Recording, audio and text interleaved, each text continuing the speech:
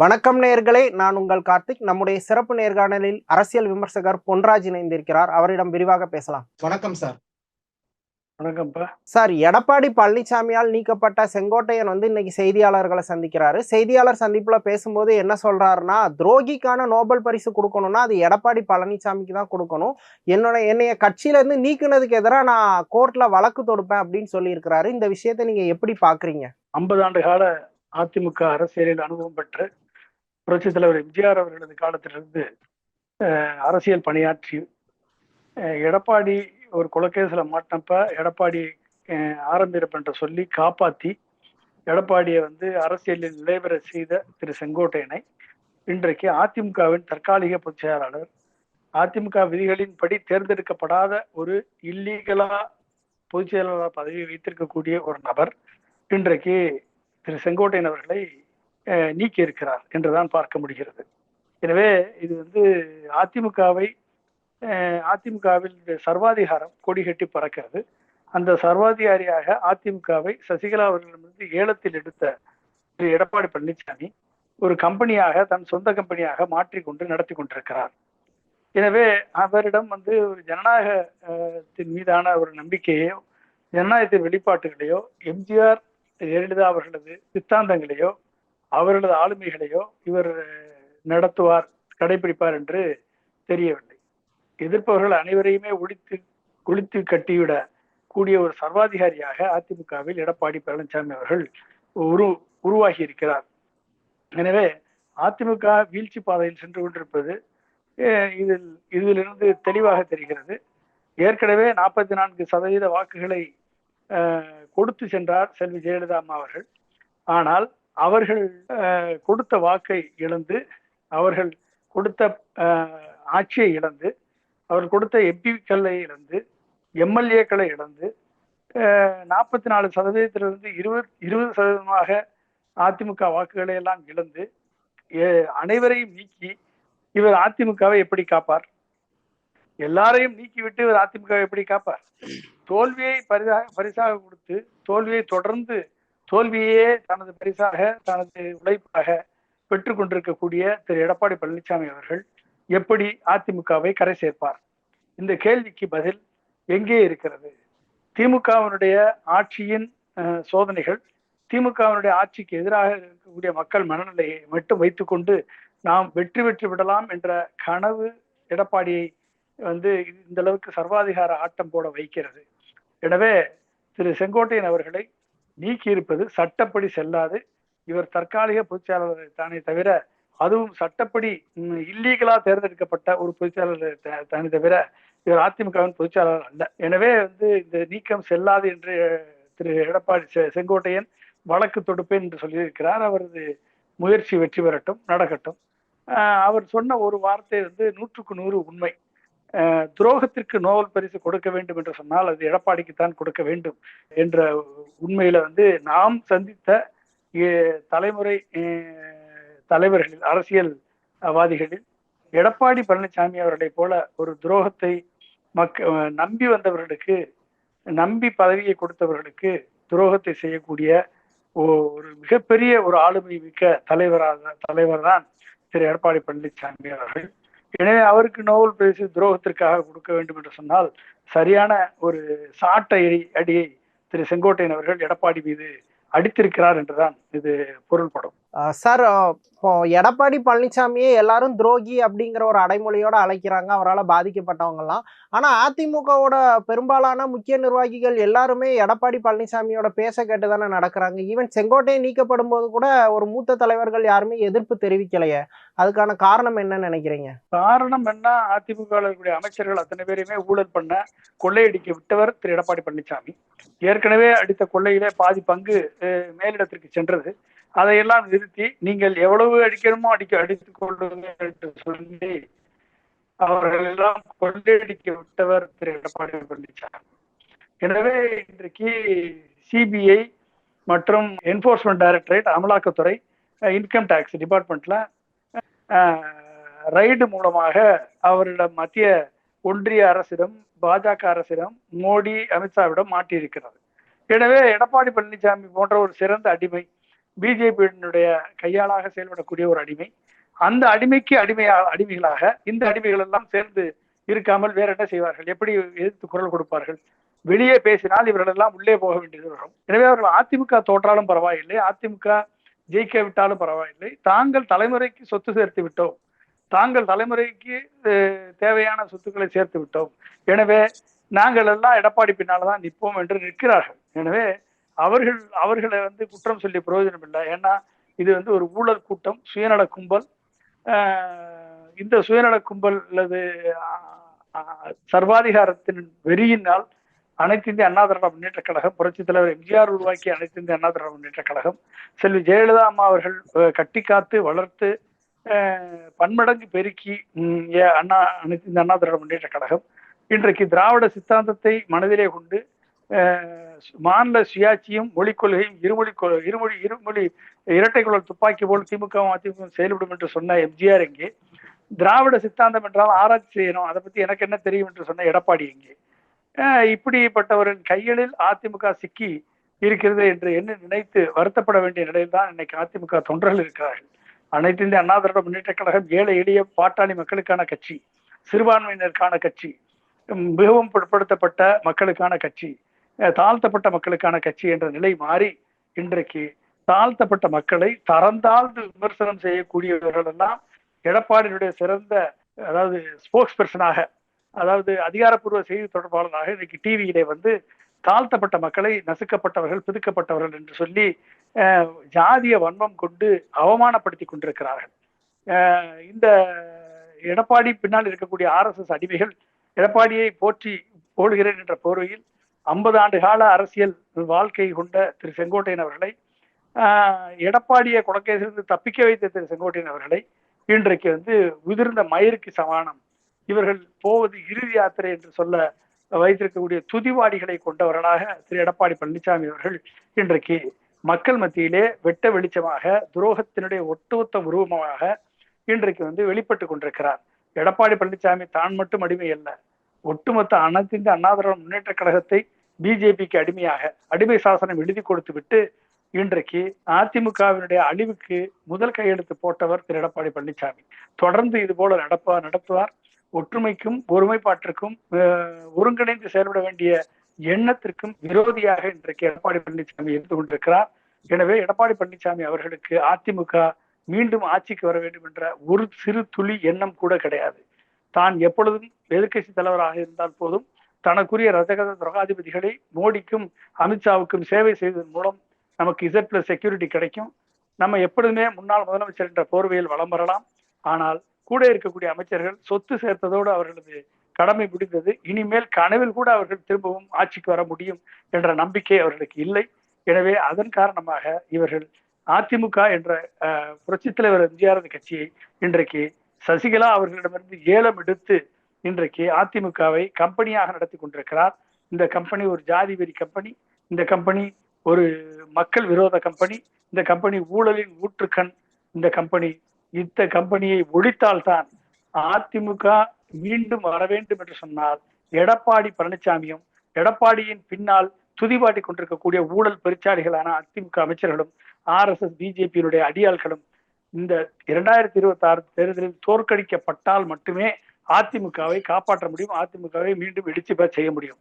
ஆனால் அதை செய்யக்கூடிய பக்குவம், அதை செய்யக்கூடிய வலிமை, அதை எதிர்த்து ஒருங்கிணைந்து செயல்படக்கூடிய வல்லமை திரு செங்கோட்டையன் அவர்களுக்கு வருமா, திரு OPS அவர்களால் செய்ய இயலுமா, திரு டிடிவி தினகரன் சசிகலாவால் இதெல்லாம் இணைந்து நடத்த முடியுமா என்பது போக போகத்தான் தெரியும். இவர்களால் செய்ய முடியவில்லை என்று சொன்னால் அதிமுகவின் கடைசி காலம் 2026 எழுதப்படும். கண்டிப்பாக அதிமுகவின் அழிவில் அதிகமாக பலன் பெறப்போவது பிஜேபி, அதிமுகவின் அழிவில் அடுத்து பலன் பெறப்போவது விஜய் கட்சியான TVK, அதிமுகவினுடைய அழிவில் அதிகமாக அடுத்து பலன் பெற இருக்கக்கூடிய கட்சி நாம் தமிழருடைய NTK. எனவே அதிமுகவின் அழிவில் இருந்து இந்த கத்தனை கட்சிகள் பலன் பெறும். இது கண்டிப்பாக திமுகவுக்கு உண்மையான அதிமுக தொண்டர்கள், எம்ஜிஆரை நேசிக்கக்கூடிய தொண்டர்கள், திரு மு.க. ஸ்டாலின் அவர்கள் தலைமையிலான திமுகவுக்கு எப்படி விக்கிரவாண்டி தேர்தலில் வாக்களித்தார்களோ, எப்படி ஈரோடு கிழக்கு தேர்தல் வாக்களித்தார்களோ, அது போல அதிமுகவின் வாக்கள் சிதறும். இது திமுகவுக்கு பெரும்பான்மையான நன்மையை உண்டாக்கும். இவர்கள் யாரை எதிர்க்கிறோம் என்று சொல்கிறார்களோ அவர்களுக்குத்தான் அந்த நன்மையை உருவாக்கும். எனவே எடப்பாடி பழனிசாமி அவர்கள் அதிமுகவினுடைய கடைசி கையெழுத்தை போட்டு விட்டார். தொடர்ந்து அவர் எதிர்ப்பவர்களை எல்லாம் நீக்கக்கூடிய சர்வாதிகாரியாக மாறி நிற்கிறார். வெற்றி பெற்றவர் சர்வாதிகாரி ஆனால் தொண்டர்கள் ஏற்றுக்கொள்வார்கள். ஆனால் தொடர் தோல்வியை பெற்றுக் கொள்பவர் சர்வாதிகாரி ஆனால் கண்டிப்பாக தொண்டர்கள் இவரை இந்த 2026 தேர்தலில் புறக்கணிப்பார்கள் என்பது நாமெல்லாம் எதிர்பார்க்கக்கூடிய ஒன்று. ஆனால் அதிமுக வலிமை பெற வேண்டும், அதிமுக மீண்டும் துளிர்த்து எழ வேண்டும், அதிமுக திமுகவுக்கு மாற்றாக வர வேண்டும். எம்ஜிஆர் அவர்கள் கொண்ட ஒரு நேர்மையான ஒரு கட்சியை, மக்களுக்கான ஒரு கட்சி, சாதாரண ஏழை எளிய பாட்டாளி மக்களுக்கான ஒரு கட்சியாக அதிமுக மாற வேண்டும் என்று சொன்னால் எடப்பாடி கூட இருக்கக்கூடிய அமைச்சர்கள் தோற்கடிக்கப்பட வேண்டும். அதிமுக அப்பொழுதுதான் மீட்கப்பட முடியும். இதை ஒருங்கிணைந்து செய்யக்கூடிய ஆற்றல் இவர்களுக்கு வருமா என்பது நமக்கு தெரியல, போக போகத்தான் தெரியும்.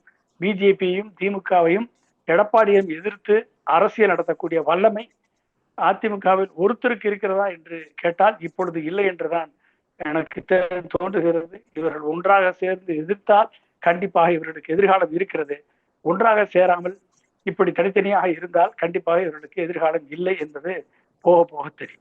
அதான் சார், நீங்க முக்கியமான பாயிண்ட்டுக்கு வந்திருக்கீங்க. ஆக்சுவலி எடப்பாடிக்கு எதிராக வெளியே வந்த ஓபிஎஸும் சரி, டிடிவி தினகரனும் சரி, அக்ரெசிவா மக்கள் மத்தியில போய் ஒரு பாலிடிக்ஸ் பண்ணலை. எடப்பாடிக்கு எதிராகவோ இல்லை அதிமுகக்கு எதிராகவோ பண்ணலை. இப்போ செங்கோட்டையனும் அதே மாதிரி தான் கோர்ட்டுக்கு போறேன்னு சொல்றாரு. அது எந்த அளவுக்கு ஒர்க் அவுட் ஆகும்? அதுக்கு பதிலாக தொண்டர்களை திரட்டுறதோ இல்லை அவநம்பிக்கையில இருக்கிறவங்கள ஒருங்கிணைக்கிறதோ தானே ஒரு சரியான வழிமுறையா இருக்க முடியும். அப்பதானே எடப்பாடிக்கும் ஒரு பயம் வரும். கோர்ட்டுக்கு போறது ஒரு வழிமுறை, அது சட்டப்படி எடப்பாடிக்கு சாதகமாகத்தான் தீர்ப்புகள் வருகிறது.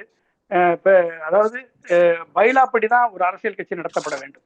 ஆனால் அந்த பைலாவை புறக்கணித்து விட்டு பெரும்பான்மை முடிவுகளை நீதிபதிகள் எடுக்க ஆரம்பித்திருக்கிறார்கள். பெரும்பான்மை முடிவுக்கு ஆதரவாக கருத்துக்கள் சொல்ல ஆரம்பித்திருக்கிறார்கள். இது ஒரு ஆபத்தான ஒரு போக்கு. அந்த போக்கினுடைய அதிர்ஷ்டத்தின் விளைவாக எடப்பாடி பழனிசாமி இன்றைக்கு பொதுச்செயலாளராக இருக்கிறார். இரட்டரை அவரிடம் இருக்கிறது. உண்மையிலேயே சட்டப்படி நடவடிக்கை எடுக்கப்பட வேண்டும் என்று சொன்னால் எம்ஜிஆர் உருவாக்கிய பைலாப்படி பொதுச் செயலாளராக இவர் தேர்ந்தெடுக்கப்பட முடியாது. இவர் தகுதி நீக்கம் செய்யப்பட வேண்டிய ஃபிட்டான நபர் திரு எடப்பாடி பழனிசாமி அவர்கள். எம்ஜிஆர் உயில்படி எம்ஜிஆர் கிரியேட் பண்ண பைலாப்படி அதிமுகவை மீட்டெடுக்கப்பட வேண்டும் என்று சொன்னால் சட்டம் தன் கடமையை செய்ய வேண்டும், சட்டம் நீதி நிலைநாட்டப்பட வேண்டும். அப்பொழுது நீதித்துறையின் நேரடி கண்காணிப்பில் அதிமுக தொண்டர்கள் வாக்களித்து பொதுச் செயலாளர் தேர்ந்தெடுக்கப்பட்டால் தான் அதிமுக மீண்டெழும். இந்த நிலையை உருவாக்கக்கூடிய வல்லமை செங்கோட்டையனுக்கோ ஓபிஎஸ்க்கோ டிடிவிக்கோ சசிகலாவுக்கோ இருக்கிறதா என்று சொன்னால் இதுவரை இல்லை, இதுவரை இவரிடம் இல்லை. ஆனால் இவர்கள் இன்றைக்கு எடப்பாடி பின்னால் இருக்கக்கூடிய ஊழல் செய்து கொளுத்த அமைச்சர்கள் கண்டிப்பாக எடப்பாடியை விட்டு வரமாட்டார்கள். ஆனால் அதற்கு அடுத்த நிலையில் இருக்கக்கூடிய எம்எல்ஏக்களோ பொதுக்குழு உறுப்பினர்களோ மற்ற பொறுப்புகளில் மற்ற அணிகளில் பொறுப்பு வகிக்கக்கூடிய தலைவர்களோ அதிமுக தலைவர்களோ இந்த ஊழலில் பங்கு பெறாத தலைவர்களாக இந்த அதிமுகவை இந்த நிலைக்கு தள்ளிவிட்டோமே என்று எண்ணி வருந்தக்கூடிய தலைவர்களாக இருக்கக்கூடிய அத்தனை பேரும் ஒருங்கிணைந்து எடப்பாடி பழனிசாமியை ஒரு பொதுக்குழுவை கூட்டி எடப்பாடி பழனிசாமியை நீக்கி தேர்தல் கமிஷனுக்கு தீர்மானம் அனுப்ப வேண்டும். இன்னொரு தீர்மானம், எடப்பாடி பழனிசாமி தேர்ந்தெடுக்கப்பட்டது செல்லாது, எடப்பாடி பழனிசாமி எம்ஜிஆர் உருவாக்கிய பைலாப்படி தேர்ந்தெடுக்கப்படவில்லை, எனவே எம்ஜிஆர் உருவாக்கிய பைலாப்படி நீதிமன்றத்தின் உத்தரவோடு தேர்தல் நடத்தப்பட வேண்டும், அதிமுக உட்கட்சி தேர்தல் நடத்தப்பட வேண்டும் என்ற கோரிக்கையை உருவாக்கி இவரை பொதுச்செயலாளர் பதவியில் நீக்கி ஒரு தேர்தல் நடக்கும் வரை ஒரு இடைக்கால ஆட்சி மன்ற குழுவை கூட்டி அந்த ஆட்சி மன்ற குழுவின் கையில் பொறுப்புகளை ஒப்படைத்து இதுக்கான வழிகளை இவர்கள் முன்னெடுப்பார்களே ஆனால் கண்டிப்பாக இதற்கு ஒரு விடை கிடைக்கும்.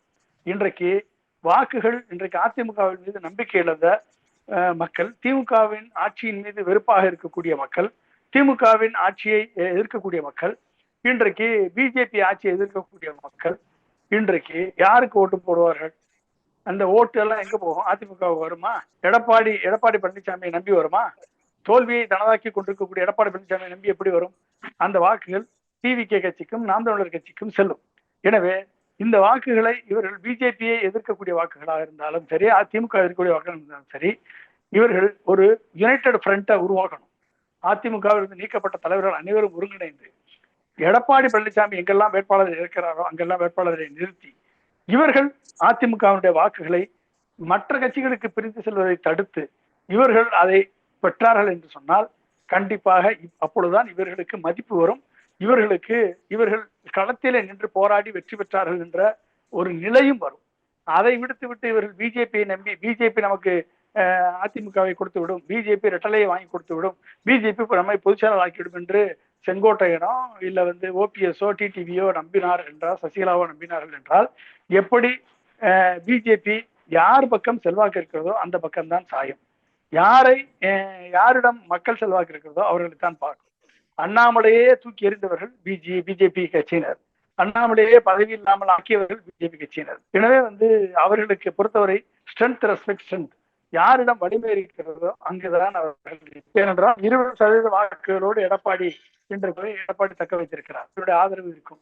அப்ப இவர்கள் ஆனாலும் பிஜேபி ஒரு முடிவுக்கு வந்து விட்டது போல் தெரிகிறது. எடப்பாடியை வைத்து கண்டிப்பாக என்டிஏ கூட்டணியால் வெற்றி பெற முடியாது தமிழகத்தில். எனவேதான் அவர்கள் விஜயை இப்பொழுது டிவிகே கட்சியை 41 பேர் கொலை கேஸ்ல மாட்டி சிபிஐயிடம் சிக்க வைத்திருக்கிறார்கள். எனவே அந்த சிக்கலின் மூலமாக விஜயை தங்கள் பக்கம் எடுத்து வெற்றி பெற்று விடலாமா, இல்ல விஜயை தனியாக நிற்க வைத்து மற்றவர்களெல்லாம், அதாவது செங்கோட்டையன், ஓபிஎஸ், டிடிவி, சசிகலா போன்றவர்களெல்லாம் விஜயுடன் சேர்த்து, ஏனென்று சொன்னால் எடப்பாடி அதற்கு ஒத்து வர மாட்டார், எடப்பாடியை வைத்து வெற்றி பெற முடியாது. எனவே இவர்களாவது சேர்த்து ஒரு வலிமையான கூட்டணியை உருவாக்குவோம். பிஜேபி அண்ணாமலையை வைத்தே ஸ்டார்ட் அப் ஆகல, அண்ணாமலையை வைத்தே வெற்றி பெற முடியவில்லை. எனவே இனிமேல் பிஜேபியால் வெற்றி பெற முடியாது. பிஜேபிக்கு மாற்று அணியை ஒன்றை உருவாக்கி அதை 2ஆம் இடத்திற்கு கொண்டு வரலாம் என்ற நிலையை பிஜேபி உருவாக்க கூடும். அப்பொழுது பிஜேபி அதிமுக எடப்பாடியை தன் பக்கம் வைத்து அதிமுகவை அழிக்கும். அதே நேரத்துல பிஜேபி மற்ற தலைவர்களை விஜயுடன் சேர்த்து விஜயுடன் ஒரு 3வது கூட்டணியை உருவாக்கி அந்த கூட்டணி 2ஆம் இடத்திற்கு வரக்கூடிய வாய்ப்புகளை உருவாக்கி கொடுக்கும். இதுதான் எக்ஸ்பெக்டட் அவுட்புட். இது நடக்கும் பொழுது அதிமுக அழியும். அந்த அதிமுக அழிவுக்கு காரணமாக இருக்கக்கூடிய எடப்பாடி கண்டிப்பாக அதிமுக அழிக்காமல் விடமாட்டார். எனவே அதிமுகவை மீட்டெடுக்க வேண்டும் என்று சொன்னால் தனியாக பிரிந்து சென்றவர்கள் எந்த கட்சியுடனும் கூட்டணி வைக்காமல் எடப்பாடியை அழிக்க வேண்டும், எடப்பாடியை தோற்கடிக்க வேண்டும் என்ற ஒரே நோக்கத்தோடு, ஒற்றை நோக்கத்தோடு அவர்கள் தனக்கான ஒரு அணியை உருவாக்கி அவர்கள் களத்திலே நின்று எடப்பாடியையும் அதிமுகவையும், எடப்பாடியை ஒழித்தால்தான் அதிமுகவை அவரிடமிருந்து மீட்க முடியும். எடப்பாடி வெற்றி பெற்றால், எடப்பாடி தொகுதியிலே வெற்றி பெற்றால், எடப்பாடி தலைமையிலான அதிமுக வெற்றி பெற்றால் கண்டிப்பாக எடப்பாடி தொடர்வார், அதிமுக அழியும். ஆனால் எடப்பாடி தோற்கடிக்கப்பட்டால் அதிமுக வெற்றி பெறும், அதிமுக மீண்டும், அதிமுக புத்துயிர் வரும். ஆனால் அதே அதிமுக பிஜேபியுடைய அறிவுரையின்படி மற்ற கட்சிகளோடு தொடர்பு கொண்டால் தங்களையும் இழப்பார்கள், முகவரியும் இழப்பார்கள். விஜய் கட்சியுடன் சென்றால் விஜய் சரியான மதிப்பையும் இவர்களுக்கு கொடுக்க மாட்டார், நாம் தமிழர் கட்சியே கொடுக்காது. எனவே இவர்கள் தனித்து நின்று தங்கள் பலத்தை நிரூபித்து அதிமுகவின் வாக்கள் சிந்தாமல் இவர்கள் பெற்று எடப்பாடியை தோற்கடிக்கக்கூடிய ஒரே முயற்சியை இவர்கள் எடுக்க வேண்டும். அப்பொழுதுதான் இவர்கள் வெற்றி பெறுவார்கள்.